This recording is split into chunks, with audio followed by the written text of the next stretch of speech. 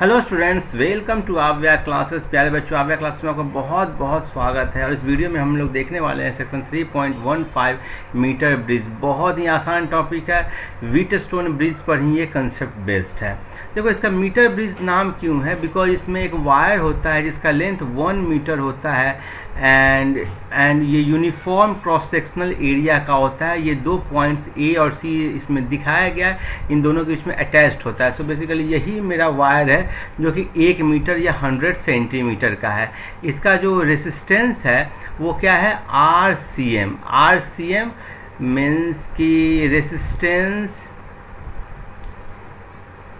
Per unit CM। हर centimetre का resistance value है RCM। Means कि ये पूरे वायर का जो रेसिस्टेंस होगा वो क्या होगा? RCM into 100। क्लियर है? अब ये क्या है, इसके बाद ये इसके बीच में काफ़ी टाइट होता है और ये दो थिक मेटालिक स्ट्रिप्स जो कि राइट एंगल पर है उनके बीच में होता है। ये इसके बारे में बोल रहा है, ठीक है। इन दोनों के बीच में है और इन दोनों के बीच में दो पॉइंट्स होते हैं जिसमें कि एक अननोन रेसिस्टर आप R लगाते हो और दूसरा एक स्टैंडर्ड रेसिस्टर होता है S। क्लियर है? फिर देखो क्या है कि the two end points where the wire is clamped are connected to a cell through a key. ठीक है, सो ये दोनों जो एंड पॉइंट है ये आपको एक सेल से कनेक्टेड होते हैं थ्रू अ की। ठीक है, और फिर one end of galvanometer is connected. इसके बीच में, इस मेटालिक स्ट्रिप के बीच में गैल्वेनोमीटर कनेक्टेड होता है। वन एंड आपको इससे पॉइंट बी से इन दोनों रेसिस्टर के बीच में कनेक्टेड होता है और जो अदर एंड है वो एक जॉकी से कनेक्टेड होता है, जो कि जॉकी इसके ऊपर इजीली मूव कर सकता है, वायर के ऊपर इजीली मूव कर सकता है। So one end of galvanometer is connected to the metallic strip midway between two gaps and the other end of the galvanometer is connected to a jockey. The jockey is essentially a metallic rod. ये एक metallic rod होता है whose one end has a knife edge which can slide over the wire to make electrical connection. So basically ये आपको Wheatstone bridge type का लग रहा होगा, जिसमें कि यदि ये जो गैल्वेनोमीटर का एक एंड, ठीक है, जॉकी यदि यहाँ पर लगा है तो एक रेसिस्टेंस ये हुआ, दूसरा ये हुआ, तीसरा ये होगा और चौथा ये होगा। So R is the unknown resistance whose value we want to determine. It is connected across one of the gaps. Across the other gap we connect a standard known resistance S. The jockey is connected to some point D on the wire. ठीक है, यहाँ पर connect करते हैं a distance L from the end A.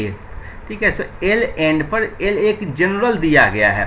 Means आप ऐसे समझो कि यहाँ पर R है, S है और जो गैल्वेनोमीटर का है, ठीक है, ये एक जॉकी से है और ये वायर पे कहीं भी मूव कर रहा है। ठीक है, तो ये वायर पर ये स्लाइड कर रहा है। आप इसको स्लाइड करा करके जिस पॉइंट पर लाते हो जहाँ पर ये नल डिफ्लेक्शन देता है या जीरो डिफ्लेक्शन देता है, देखो आगे आएगा यही सब चीज़। The jockey can be moved along the wire. The portion AD of the wire has a resistance RCM into L। Suppose करो ये L लेंथ है और ये मीटर स्केल है तो 100 मीटर का है, सो ये होगा 100 सेंटीमीटर का है, 100 माइनस L। यदि ये L सेंटीमीटर का है तो ये 100 माइनस L सेंटीमीटर का। क्लियर? सो और resistance per unit centimetre means कि 1 सेंटीमीटर का रेसिस्टेंस यदि RCM है तो L सेंटीमीटर का रेसिस्टेंस कितना होगा? L into R। और वैसे ही इसका रेसिस्टेंस कितना होगा? 100 minus L into RCM। RCM नाम है इसका। So where RCM is the resistance of the wire per unit centimeter. अब आप इस जॉकी को मूव करते हो और सपोज करो कि L is equal to L1 पे आपको नल डिफ्लेक्शन या जीरो डिफ्लेक्शन गैल्वेनोमीटर का आएगा। ठीक है, सो आप इसको किया गया तो देखा गया कि L is equal to L1 पे जीरो डिफ्लेक्शन आ रहा है, मीन्स कि ये बैलेंस्ड ये ब्रिज बन गया। देखो ये हो गया R, ठीक है, और यहाँ से फिर ये हो गया S और ये हो गया गैल्वेनोमीटर और यहाँ पर ये, ठीक है, ये है, ये लेंथ है L is equal to L1 और ये है 100 माइनस L1 ये लेंथ का, ठीक है। सो इसका रेसिस्टेंस हो जाएगा L1 इंटू RCM और इसका रेसिस्टेंस हो जाएगा 100 माइनस L1 इंटू RCM। और चूंकि नल डिफ्लेक्शन आ रहा है गैल्वेनोमीटर से, कोई करंट, इसमें जो करंट है ना IG वो जीरो हो गया है।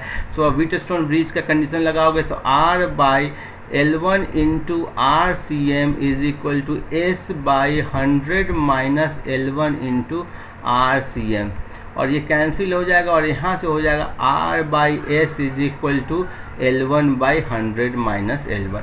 बस ध्यान देना है कि ये एक एंड से L1 सेंटीमीटर पर जब जॉकी होता है उसी समय आपको व्हीटस्टोन ब्रिज का, बैलेंस्ड व्हीटस्टोन ब्रिज का कंडीशन बनता है या जीरो डिफ्लेक्शन आता है।